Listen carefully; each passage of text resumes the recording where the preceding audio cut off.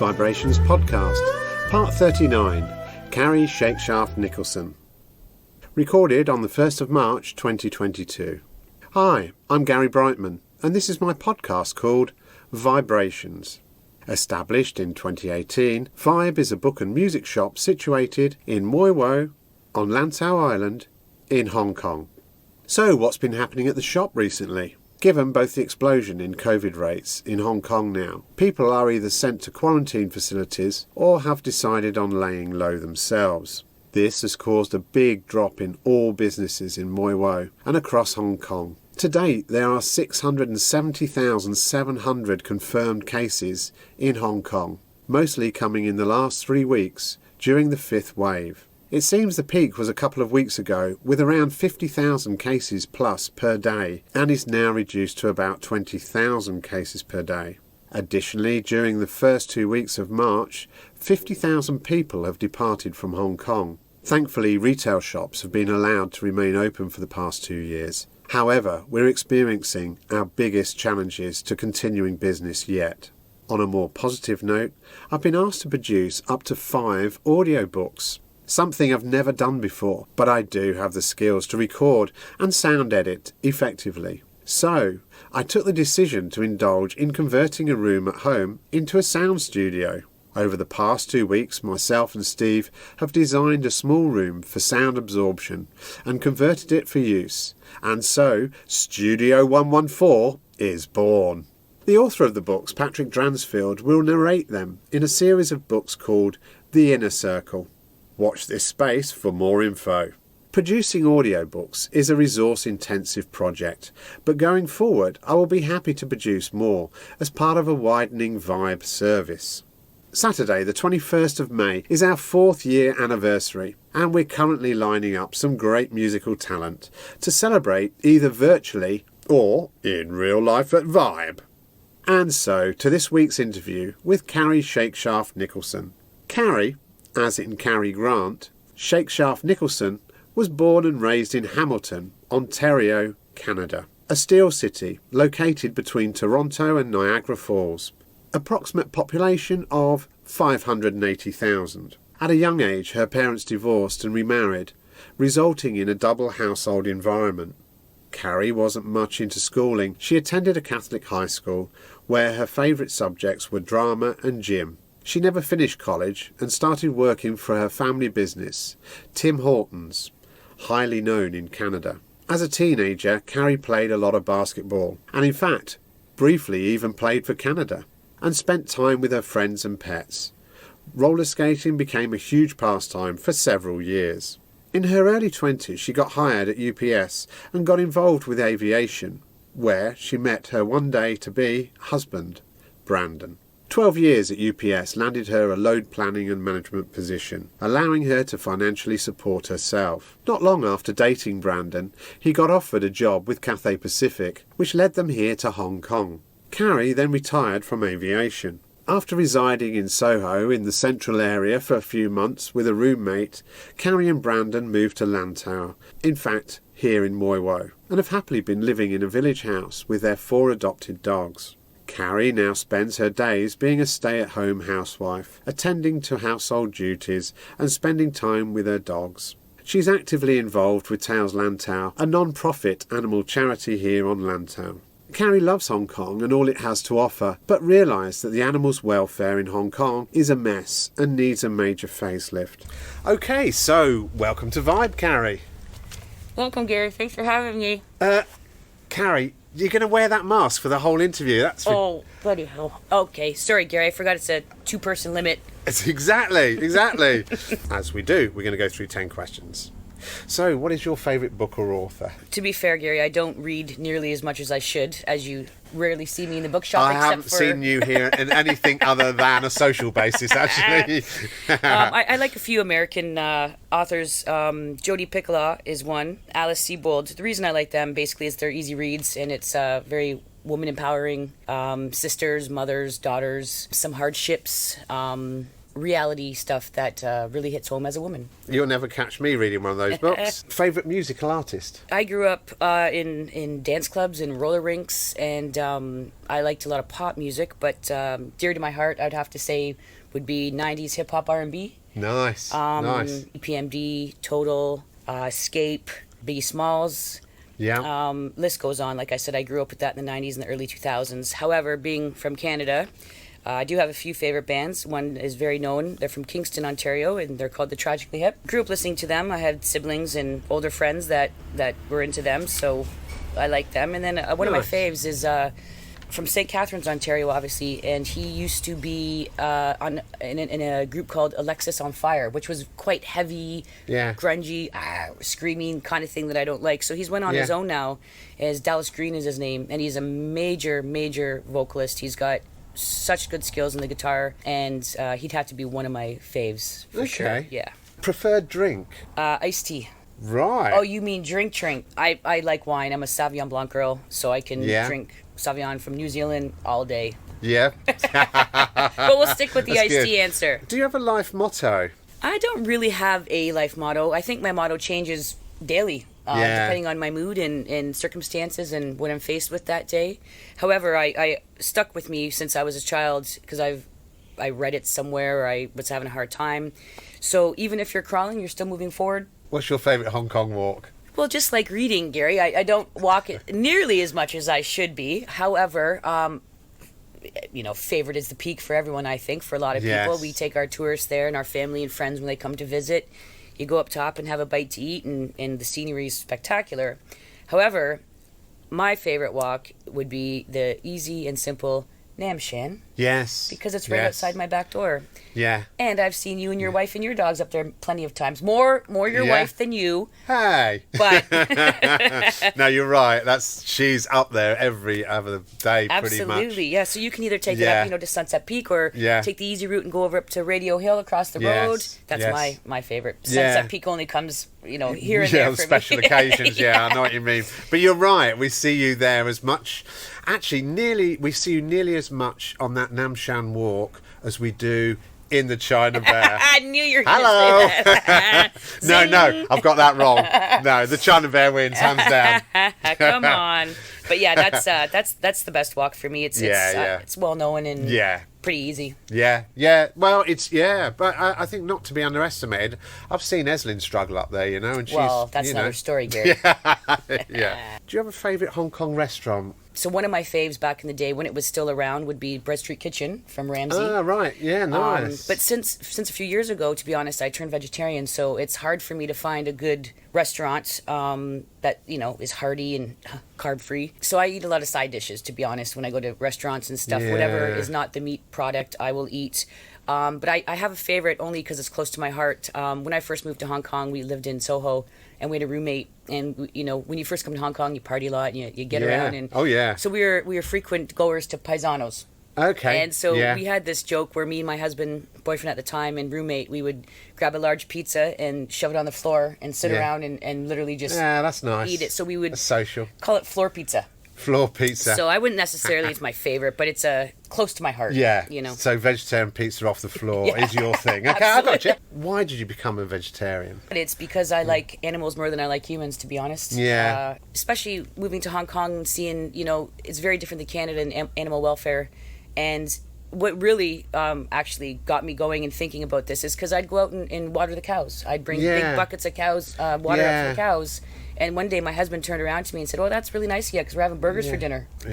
So I said, that's so wrong. Why am I caring if they're thirsty when I'm going to go inside and eat them for dinner? Faced with a python while walking up to the peak, what would you do? Funny. Honestly, I would take a picture or a video and I'd send it to my good friend Andrew McDonald, who is a snakey. I know there's a name for it. I remember there's a name for these kind of people that go out and actually look for snakes, but him and his girlfriend Catherine are very into the snake they are scene. Yeah. So that's what I would do is I would take photo or video, send it to him. He'd tell me what it was, where it was from, how populated the species is. He And, would, wouldn't yeah, he? and that's pretty much. And then I'd probably throw it on Hong Kong snakes Yeah. as well, if Yeah. it was impressive enough. Yeah. Try know. and make as many people as you can jealous that you've seen a python Right. and they haven't. You got it. What was the best advice you were ever given? Something that's really stuck with me growing up is I had a big family, and respect was huge. And so Yeah. my family had a motto between themselves: respect your elders. Yes. You know, you don't disrespect people older than you. You listen to what they say. You do as they say. You mentioned there you have a big family. How many siblings have you got? Well, I have 3 brothers, but Yeah. what I mean by the big family is when I was quite young, my parents got divorced and my dad remarried a lady who had 10 siblings. Right. So all Yeah. those 10 siblings obviously had children my Yeah. age. They had children. Wow. So it's a huge, huge family. Wow. And they became my family real young when I was probably 5 or 6. Okay. So I grew up with them, and that's the big family I refer to. And I guess that's where your name, Shakeshaft-Nicholson, does that reflect the two families? No, so no? Shakeshaft is my father's last name, and Nicholson is my married last name. Oh, okay. Yeah. That's Brandon's name. That's right. Gotcha. Finish this sentence. I live in Hong Kong because... Because at the time, 9 years ago, when me and my husband moved to Hong Kong, well, boyfriend at the time, it opted a better opportunity for us financially. Yeah. What we would have been doing in Canada opposed to here is slightly different in terms of finances and weather, to be honest. I Yes. mean, I'm Canadian by heart. I love the great outdoors, but I will honestly be happy to never see snow again. I mean, a joke's a joke. It gets pretty cold in Canada, doesn't it? I mean, ridiculous. seriously. Oh yeah, like bitter. minus 30. And you know, it's funny because people in Canada always say, "Oh, it's 6 degrees. Suck it up." But we're living in a bloody Yeah. in a concrete Yes. cave. Yeah, you've we got are. heaters that are blowing hot air Yeah. from the bottom of your walls here. Yeah. So they don't understand, and because it's so humid and damp here as well, that it makes Yeah. it that extra cold. But Yeah. I've definitely climatized over the years because I'll be out there wearing a scarf and hat, and people are laughing at me. "Oh, you're not Canadian. Get out of here." You Yeah, know? exactly. What's your favourite area of Hong Kong? It's got to be Lantau. It's got to be Lantau, isn't it? Yeah. I mean, like I said, being in Hong Kong for 9 years, I've not nearly explored Hong Kong as much as I should. There's still areas I go to for certain reasons, and I'll be like, "Oh, well, I've never been here." Yeah. You mentioned earlier that you have lived here for about 9 years. Yep. 9 or 10 years. What brought you here in the first place? My husband's job. He got offered a job through Cathay about 11 years ago. He was a pilot in Canada, and that's how we met. Yeah. I worked for UPS, so he had charters from UPS, cargo charters, and that's how we met. And we worked together actually for probably about 7 years before we actually became a couple. Right. It took me that long to Yeah. swingle him over, you know. Yeah. But shortly after dating, he told me that he got a job in Hong Kong, and if I came with him, I could retire. Right. Really? He Right. said that? He did. Yeah. He's a great guy, He actually. really I've is. always liked him. So, like I said about nice. the finances and stuff, he explained to me, you know, how much better it would be for him and me to Yeah. explore this option, and so we did it. So he moved actually a year before me over to Hong Kong. I had to wrap up my life, you know. Yeah. I had a car and a house and a job, and Wow. say goodbye to all my friends and family. Yeah, that And must have been so tough. Before I actually moved here, though, I came over for a month just to see, because I'd never been to Asia before. Yeah. Most Canadians, you know, they travel, they go to Mexico, Yes. Florida. But yeah, so I came over for a month, and day 2, I was like, Yeah. oh yeah, this is gonna work. incredible. It was so much fun. And like I said, in Soho for the first little while, it was just a big party all the time. Yeah. And then, like I said, that's when we came over to Mui Wo.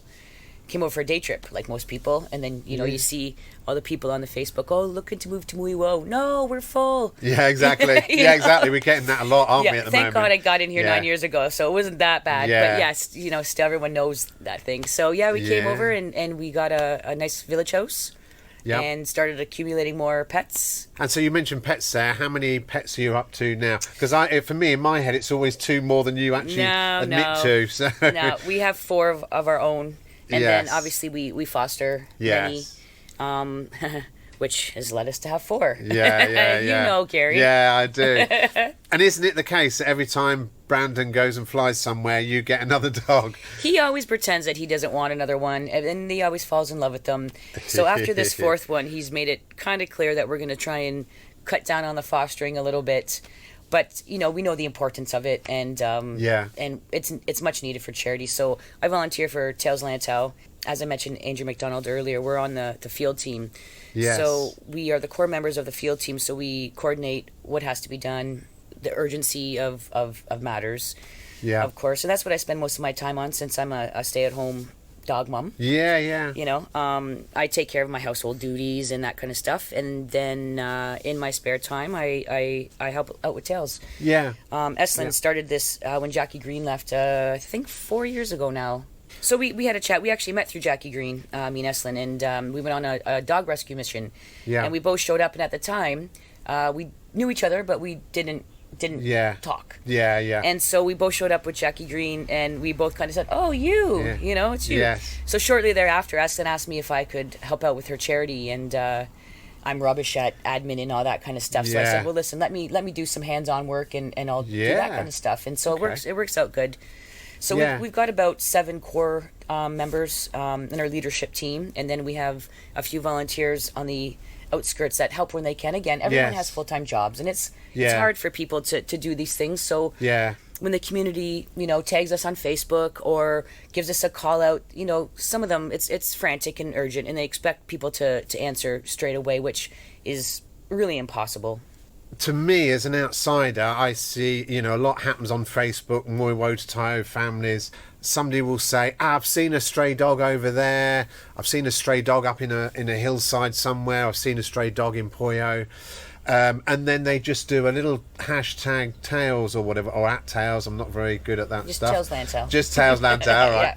And so they'll do one of those, and then for you, suddenly you're expected to drop what you're doing and go and investigate, or how does that work? Yeah, really? Again, it depends on the urgency of it. A lot of people whistleblow, will say, for things that aren't really needed to be attended to quickly. You've lived here a long time. There's many strays, and there's many wandering dogs or free roaming dogs, loosely owned dogs. And most of them are fine. Most of them take care of themselves. And people feed them and watch out for them. And I know many people around the neighborhood that go on their own volition and feed these dogs every day and take care of them. So it depends on the urgency, and if it's midnight and you've had a glass bottle of wine, you kind of have to set your boundaries sometimes. But we do try to attend to what we can at the time. But what people need to understand as well is we don't have a shelter, right? No. So when we take in animals, we need fosters. That's the only way we can carry on. With fosters. And it's hard when someone says, I got this dog right now, it needs to go somewhere, especially if it's an adult dog and you don't know its temperament or where it came from or its story. You can't just give it to someone and say, oh, hey, here's this dog, I know nothing about it, good luck. So you kind of have to do a little bit of investigating, and you need a period of time in the middle to kind of sort things out. And that's Eslin's job, actually. She does the foster and adoptions. But obviously we all pitch in whatever areas we can, if need be. So it is a little frustrating sometimes. And, with the animal welfare, it seems like, 1 step forward, 2 steps back. It's never going to end. And that's why we work on desexing. Is a big thing in Hong Kong. You need to get your dogs desexed. They need to be desexed so this problem stops. And I think that's a legal thing, isn't it, really? That if you take your dog to the vet and get it SPCA or whatever, if you get it microchipped and rabies shot, which you're supposed to do, they will push desexing. But, some of these people, like I said, these garden dogs or loosely owned dogs, they never see a vet in their life. And then, like I said, that's when we get the call, like, oh, I saw this dog in a garden and it's got, half its legs ripped off or is bleeding from the neck. And we've helped many situations like this, which frankly pisses me off because they do have owners, and these owners don't really care for them as much as they should. So we're taking on the brunt of it with donations, because we're non-charity profit. We don't make money. None of us, most times we're forking out money from our own pockets just to help out, know. So we do tend to matters like that. And like I said, it's quite heartbreaking. It's very rewarding, actually, in the sense of that you're helping a bad story, but it's heartbreaking to know that there's always going to be another one.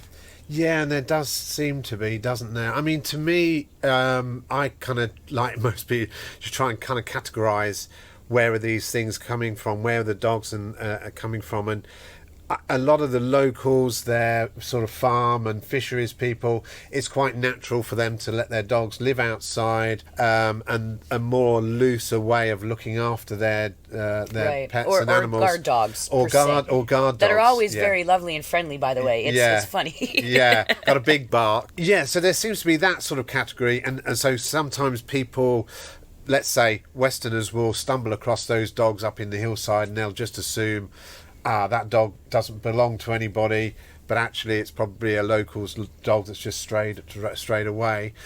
There's then a sort of category you kind of mentioned, that people aren't desexing their dogs, so therefore mothers are going up to the hills to give birth to their dogs, and then the next thing you know, there's 7 dogs running around.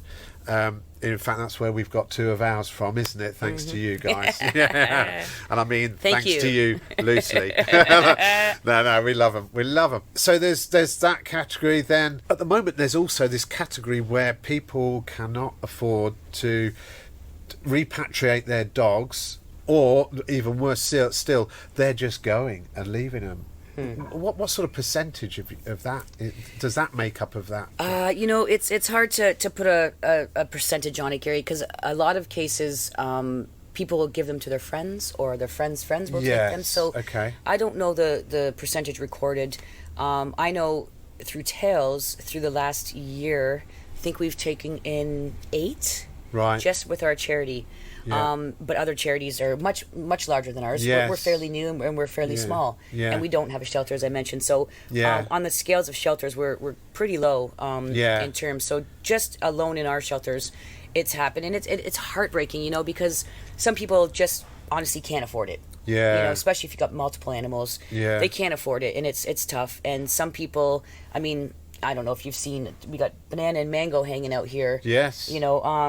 There's rumors that people, they were owned at one point, and this is just hearsay, of course, but Banana once had a home and they didn't have a home, so we took Banana in and got him a foster, but because he's been on the streets and loosely owned for so long, he's just run away and back to his pack. So we, again, because we don't have a shelter, we have to know things in advance to organize properly and to be able to home these kids as they can be. But again, like I said, there are many people around that are very, very voluntarily feeding the dogs. Yes. And a dog needs shelter, it needs a little bit of love, it needs food, and it needs some freedom. You know what I mean? Yes. So we'll get these calls all the time about, I saw this dog running. Well, I've known that dog for 4 years. It gets fed every day. Yeah. It has somewhere to go that's dry. Yes. It knows its spots. It's street smart, so it's not going to get hit by a car or stuff like that. Yeah. And I guess it's not the best situation. Everyone deserves a loving home, but some of the dogs don't want it. Yeah. That's just not. They want to be free. Right. They're the kind of hippie equivalents that would live out amongst the elements if they were human beings. So the only thing that we can say is, well, then you got to, contact a charity that has a shelter. And is it better that the dog's sitting in a concrete cage? Not really, is it? They're getting stressed out. And, and but of course, what we have done and will continue to do is make sure these dogs are desexed. Yes. So that, they're not, like we talked about. But try and stop the I think problem that's the most forward. Important. There's a lady, Inca, that lives here in Muiwo. She's a long-time resident. No, Inca, wow. Yeah, so she takes that upon herself and goes and feeds the dogs. Yeah. And when she's poorly or she's has an appointment, which is not often because she's very dedicated, she'll reach out to us and ask us if we can help her out and go feed the dogs. And of course we do. We help her out when we can, because she's basically a volunteer in her own little charity. She pays for this dog food herself, and so people like that really, really help us out in the community, and we're very grateful for that. Yes, I think we've got a good community for that. We've got a very caring community towards animals and the wider picture of water buffaloes and cows as well. Any injuries get notified, don't they? Yeah, so many people, we have a Tails phone that people can call. They can also message us on Facebook and tag us on Facebook as they do. We're also on Instagram. So there's many ways they can contact us. And again, like you said, it's kind of iffy in these situations because more than not, these dogs are owned or at least being fed by somebody. Yeah. So you got to think again of what's best for them. Yeah. Don't take them out of their environment. If they're injured or emancipated, starving, obviously we are going to help that situation and try to clarify it. We have a chip scanner, so what we'll do is we'll try and get close enough to the animal to see if it's got a. You've got a chip scanner, okay. Yeah. It's very handy. And if it does have a chip, we'll take that number to the SPCA and just let them know what's going on with the dog. A lot of the times they can't get a hold of the owner, or the owner doesn't want to be got hold of. Yes. You know? And again, in that case, it's like, okay, where does this dog go now? Yeah. You know what I mean? Yeah. Is it friendly? Is it going to bite us? There's been some times that, you know, trying to catch dogs and dissect them, it's few people have got bit along the ways, you know. Yeah, but bet. that's just a risk you have to take. Yeah. Well, it's the same. They are wild creatures to a certain extent. They don't want to be. Right. They're scared, aren't they? I suppose is the bottom line. Okay, so that's how to get hold of you. We'll put all that information on the podcast afterwards. Do you see, like, people like the SPCA? At least in Hong Kong, in Moi Wo, we've got the SPCA, we've got the community vets, so we've got sort of two other ports of call. So we got the community vet, like you said, and SPCA. We also use the vet in Tung Chung, the animal clinic in Tung Chung. Right. And these vets give Tails a small discount. Yes. For helping out and doing what we're doing, which helps us out, of course. Yeah. However, just recently, because lack of employees apparently at SPCA, I don't know if you notice, when you go to the SPCA, there's always a new vet. Yeah, I do. They kind of rotate. Yes. And it's kind of irritating because you build a relationship with your vet for your animals, and it's comforting. Yeah. So just as of late, that has kind of stopped, and it's a little bit of a windrow now, if you'd say. And I know they're having a hard time as well keeping vets because, as you said, everyone's leaving. But just recently, SPCA is actually, due to this, apparently,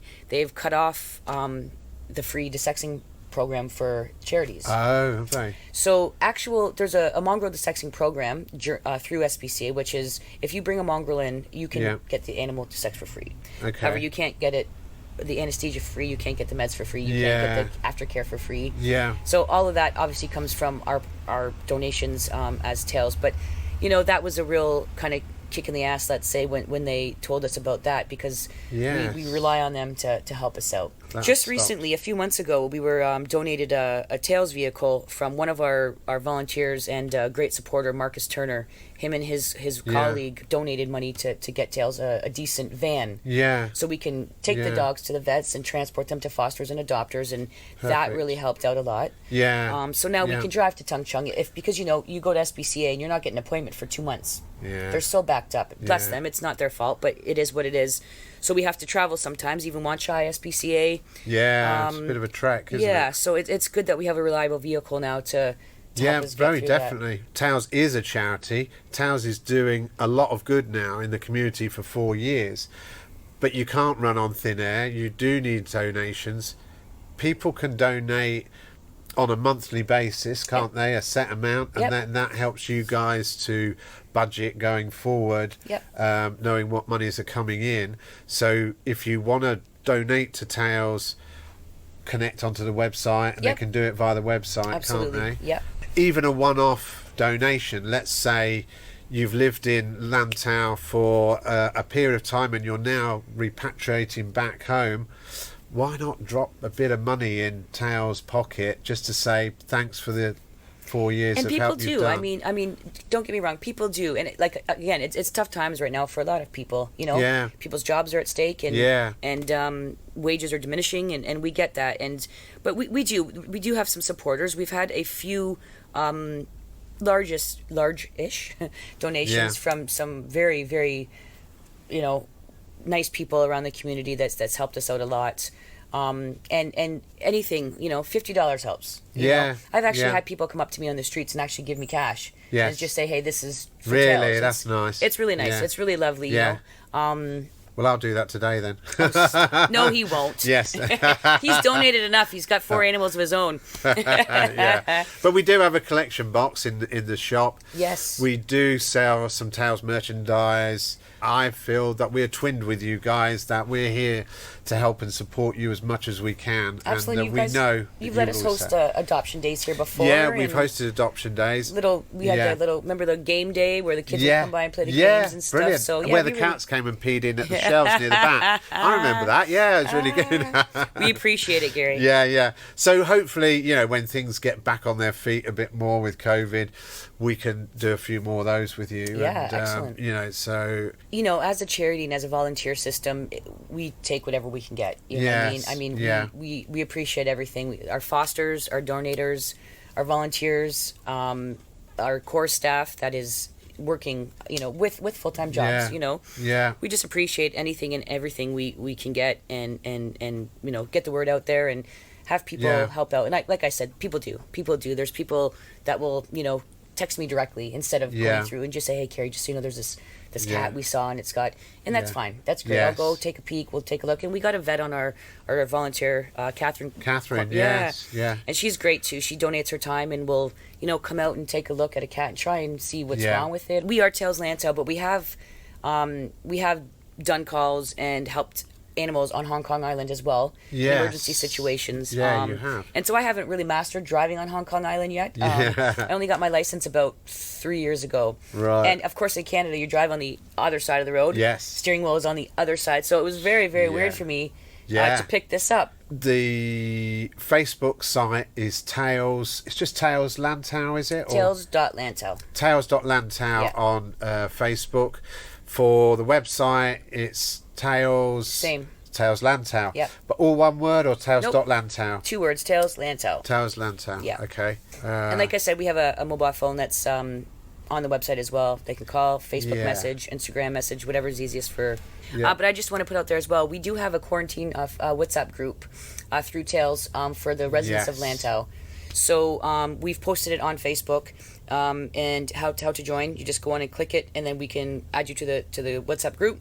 Yes. I think we have about 50 people, 60 people on the group already. Really? And it's a great way for people to discuss who can help who if certain things happen. It's good to have a plan in mind. Yeah. Someone that can take your pets and come and pick up your pets and have dog food, medication, whatever special needs your dog or cat will need at the time. Yes. Just to be organized and prepared, right? That's going to be the next nightmare, isn't it, really? I think if people...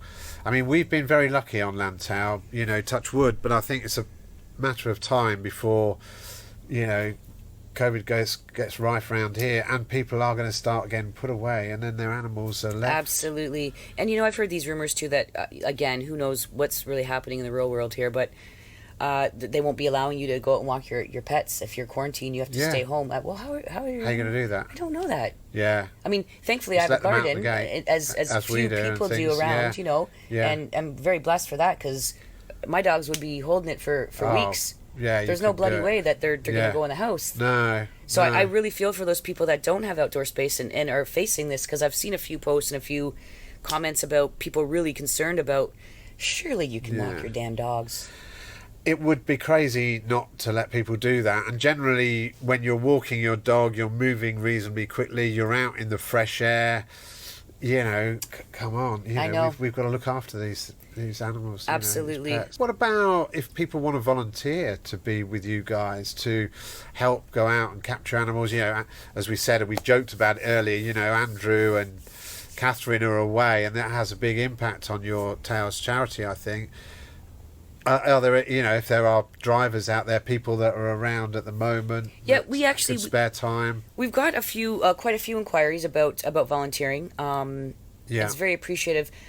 However, the thing with us is, again, it's very last minute. We rarely have things that are planned. So we've reached out to some of our people that are wanting to be volunteers and basically said, listen, nothing's really happening right now. We're not doing adoption days. Things like you get a call and you got to go in an hour for a stray dog that's... I don't really feel comfortable just bringing someone I've not met before to say, hey, do you want to come on your own risk kind of thing? So it's about routine, and there's no real routine to do anything. We have brought up on board a few volunteers from around the community to come and help. And there's a lot of them know their shit about animals, and so you don't really have to stress in that way. But the situation can be dangerous. You don't know what you're facing. But we're always welcome volunteers. But I feel like in the past little while, because thank goodness not much has been going on, we've kind of told people just to stand by. And if we need you, again, Muiwo is the best, because we have some DB volunteers. We have some on Hong Kong Island. Which to say, can you come over on a ferry and help catch this cat that's not going to appear today? And then take the ferry back home. It's kind of a ball ache, you know? All right, brilliant. Well, with that, I just want to say, Cary, thank you very much for coming. Thank you for having me. My pleasure. You can listen to all our Vibrations podcasts published on Spotify, Google Podcasts, Apple Podcasts, Podbean, Amazon Music, TuneIn and Alexa, Stitcher, Listen Notes, Player FM, SoundCloud and a few others. Or you can watch on our YouTube channel under Live at VIBEHK, or follow the links from my website at vibehk.com. The opening and closing music comes from Celestial and is called Green Island Dub, and is on the Retrospect vinyl album, on sale at Vibe. Finally, a reminder that Vibe is open 7 days a week, every day of the year, from 12 noon until approximately 6:30 p.m. Well, that's it for another week. Thanks for listening to the 39th Vibe Book and Music Shop podcast called Vibrations. I'm Gary Brightman. You get my vibe? Can you imagine what this old island must have looked like to those Dutch sailors when they first saw it? Fresh green. Like a dream of a new world. They must have held their breath. Afraid it would disappear before they could touch it.